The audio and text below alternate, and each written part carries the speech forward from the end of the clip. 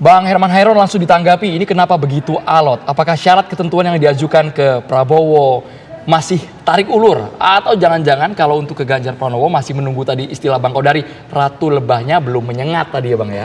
Bang Herman Hairon. Ya, saya kira ada timeline ya, dan kami kan tidak terburu-buru juga. Setelah ditinggalkan pada tanggal 30 Agustus, dan tentu ini menjadi hari-hari yang bagi kami harus move on dan kemudian membicarakan strategi. Kami juga harus bertemu dengan pengurus pleno, ya, ketua umum langsung memimpin rapat dengan pengurus pleno. Setelah itu kami juga melakukan Commanders Call yang langsung juga dipimpin oleh ketua umum bersama dengan para ketua DPD seluruh Indonesia, menjajaki bagaimana pandangan dan pendapat dari daerah-daerah, dan juga Ketua Majelis Tinggi juga bekerja bersama dengan timnya untuk terus merumuskan secara objektif mana sesungguhnya yang harus menjadi pilihan ke depan. Pilihannya sangat terbatas, hanya dua koalisi yang tentu ini menjadi pilihan. Hanya ada dua koalisi, hanya ada dua calon presiden. Tetapi ini waktu kan terus berjalan, walaupun tidak buru-buru, jangan sampai kita ketinggalan begitu Bang Hairon. Nah, sudah ada mungkin tanggalnya, kapan akan diumumkan? Tidak akan terlalu lama lah. Saya yakin bahwa timeline ini sudah mendekat pada akhir pengambilan keputusan. Karena memang tidak boleh berlama-lama juga, harus ada proses juga dalam koalisi. Tetapi kami tidak ingin mendahului terhadap keputusan Majelis Tinggi Partai Demokrat. Nanti Ketua Majelis Tinggi akan menetapkan waktu yang tepat dan tentu bersama-sama dengan anggota Majelis Tinggi lainnya memutuskan kepada siapa akan dilabuhkan Partai Demokrat itu. Bang Kodari akan berlabuh kemana ini Bang? Apakah syarat ketentuan AHY jadi menteri ini belum deal mungkin? Atau ada tawaran lain Bang Kodari? Iya, kalau saya melihat kata kuncinya sebetulnya dalam proses ini ada di Ibu Mega ya. Saya tidak menafikan bahwa Pak SBY itu ya sebutlah sebagai salah satu obsesinya adalah bagaimana bisa rekonsiliasi dengan Ibu Mega begitu. Tetapi balik lagi ini melibatkan dua pihak ya. Kalau misalnya Bu Mega mau menerima Pak SBY, dugaan saya ada variabel keempat yang muncul, yaitu variabel perasaan Pak SBY yang ingin rekonsiliasi dengan Bu Mega. Tetapi kalau lihat proses politik dan proses sejarah, saya belum melihat ada variabel baru yang bisa membuat Bu Mega itu terbukalah katakanlah hatinya gitu. Tahun 2014 mungkin banyak yang tidak tahu bahwa sebetulnya calon wakil presiden pilihan pertama bagi Pak Jokowi itu adalah Hatta Rajasa begitu. Tetapi Pak Hatta kemudian dititipin oleh Pak SBY untuk ya bagaimana pasangan Jokowi Hatta ini satu paket dengan rekonsiliasi SBY dengan Mega gitu. Dan ternyata Bu Mega tidak menerima itu, dan akibatnya atau implikasinya pasangan yang sudah jadi tadinya bubar gitu. Gitu. Itu maksud saya sengatan ratu lebah cekengnya gitu. Yang sudah jadi pun bisa bubar gitu. Nah, saya belum bisa membayangkan bahwa apa yang terjadi pada 2014 kemudian 2019 itu pada hari ini sudah selesai gitu. Tapi kita nggak tahu ya. Yang jelas saya mau mengatakan begini, Bu Mega itu pengambilan keputusannya bukan hanya rasionalitas tetapi juga perasaan. Nah, karena ini menyangkut perasaan, menurut saya tidak ada yang bisa menyimpulkan ya seperti apa akan terjadi ke depan. Tetapi ya kalaupun kita mau membuat proyeksi, maka kita lihat perjalanan sejarah ke belakang. Dan sejarah yang sudah terjadi adalah bahwa Bu Mega dengan Pak SBY itu tidak pernah ketemu dan tidak pernah bisa bekerja sama gitu. Jadi tampaknya kemungkinan dari sejarah-sejarah yang ada kemungkinan akan menuju ke Prabowo Subianto. Secara pemilih dan tagline yang dibangun selama ini juga memang tentu lebih sulit untuk ketemu dengan Ganjar dan PDI Perjuangan ya. Karena kan segmennya Demokrat dengan segmen PDI itu kan sangat berbeda.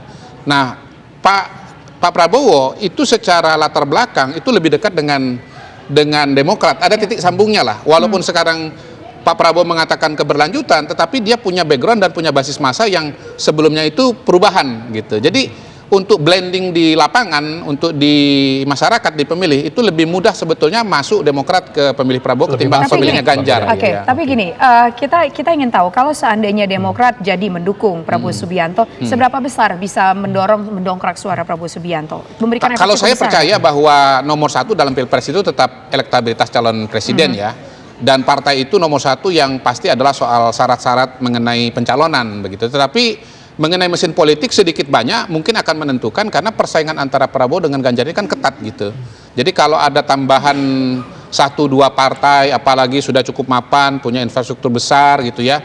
Dan ya Pak SBY presiden 2 kali, lalu Mas AHY juga salah satu calon wakil presiden dengan elektabilitas yang tinggi, dia akan merupakan doping lah ya, baik bagi Ganjar maupun bagi Prabowo, tergantung nanti keputusannya di mana begitu. Prof. Saya Karim. melihat, terus terang saya melihat begini, nilai AHY dan Demokrat ini sekarang lebih tinggi justru setelah nggak bersama dengan Lebih banyak yang mau meminang begitu ya. Prof. Karim, memang secara keduanya koalisi yang mengusung Ganjar dan juga Prabowo sama-sama sudah mapan, tapi tadi istilah Bang Kodari butuh doping lagi nih. Kira-kira simbiosis mutualismenya lebih enak, Demokrat ini merapat kemana yang saling menguntungkan satu sama lain, Prof. Karim?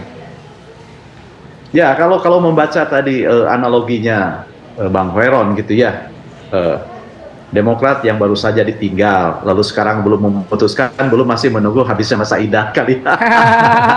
Masa idahnya belum habis, masa tunggunya belum habis, tapi momentumnya akan datang. Nah, apakah Demokrat akan meminang gadis yang baru dikenalnya, atau yang baru akan dikenalnya, atau akan kembali ke CLBK gitulah? Menurut saya, apa yang ada di Gerindra itu persis seperti tamu-tamu yang ada pada 2019. Ada Gerindra di sana, ada Golkar di sana, ada PAN di sana, ada P3 di sana, ada PBB di sana. Nah, itu yang saya maksudkan, tidak akan menimbulkan psikologi komunikasi politik yang lebih besar gitu ya. Hambatannya tidak akan lebih banyak. Idiom yang akan digunakan, diksi yang akan dipilih, itu tinggal melanjutkan saja. Ketimbang misalnya bagaimana Demokrat selain harus memenangkan dan menjelaskan keputusannya kepada pemilih, juga dia harus menjelaskan kepada kader-kadernya, kepada pengurus wilayah, pengurus daerahnya, kalau dia memutuskan untuk bergabung dengan partai yang baru atau koalisi yang baru. Jadi saya cenderung melihat ya akan dekat ke Gerindra gitulah, karena fakta-fakta seperti itu. Selain faktor elektabilitas seperti disebut oleh Bang Kodari, juga kepentingan untuk memenangkan Demokrat dari sisi Pileg itu akan lebih diuntungkan ketika dia memilih jalan komunikasi yang sudah pernah dilewati ketimbang memulai sesuatu yang baru, dan yang baru itu belum pernah dijajaki dan belum pernah bersiap untuk itu. Tapi ya tentu saja jawaban akhirnya tergantung di mana dan kapan, di rumah mana janur melengkungnya terjadi. Tetapi sebagai pembacaan atas fakta-fakta dan realitas seperti itu, agak susah menafikan fakta-fakta bahwa partai yang bergabung dalam pemilu sama persis dengan 2014. Kemudian fakta bahwa setelah misalnya tidak lagi mengejar posisi cawapres, maka peningkatan suara dalam pemilu legislatif itu menjadi sesuatu yang dikejar. Menurut saya jawabannya ada pada tekanan minim besarnya faktor psikologi komunikasi politik. Gitu. Oke, baik. Sekarang saya ingin menuju ke Demokrat. Bang Heron, ini kan waktu terus berjalan. Disampaikan tadi memang ada timelinenya. Tapi kapan timelinenya itu akan diumumkan? Apakah ini kan kalau dilihat kan pintunya sudah terbuka kepada Gerindra. Apakah masih ngarep-ngarep sama PDIP supaya hati Ibu Mega ini terketuk mau menerima kunjungan dari Demokrat begitu menuju ke PDIP? Pendaftaran itu kan tanggal 10 Oktober ya. Sekarang baru tanggal 15, jadi masih ada cukup waktu lah.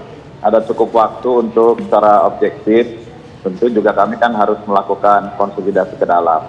Pasti ada pro dan kontra. Ke koalisi Pak Ganjar maupun ke Pak Prabowo pasti ada pro kontra di dalam. Ini yang juga terus disatukan. Selain ya tadi atas kesadaran dan rasional kami bahwa sebagai partai yang masih ada di luar, tentu juga menjajaki bagaimana yang ada di dalamnya. Kalau yang di dalamnya bisa bersenyawa, ya saya kira inilah syarat koalisi utama, bahwa chemistry itu kan harus dibangun dengan baik. Yang kedua, ya tentu kami juga memiliki 14 program perubahan, yang ini menjadi tagline internal kami. Bagaimana mengelaborasi terhadap koalisi, kan ini juga harus dibicarakan. Oleh karena itu, ya tidak serta-merta Ketua Majelis Tinggi kami, Pak SBY, secara cepat-cepat untuk mengambil keputusan. Tetapi ya ada cukup waktu yang sudah masuk dalam, yang sudah dibuatkan timelinenya tadi, untuk memang memutuskan nanti secara objektif, solid, tepat, dan tentu menuju kepada kemenangan koalisi yang nanti akan kami bergabung. Terima kasih banyak Bang Herman Hairon. Berbicara timeline tadi diulang-ulang. Berarti waktulah yang akan menjawab nanti Bapak. Terima kasih banyak Bang Kodari, Prof. Karim Suryadi sudah bergabung di Kabar Petang. Nunggu habis Ida. Pada akhirnya nanti akan kami sampaikan ke publik. Iya, kita tunggu kejutannya. Baik, terima kasih Bapak-Bapak semua.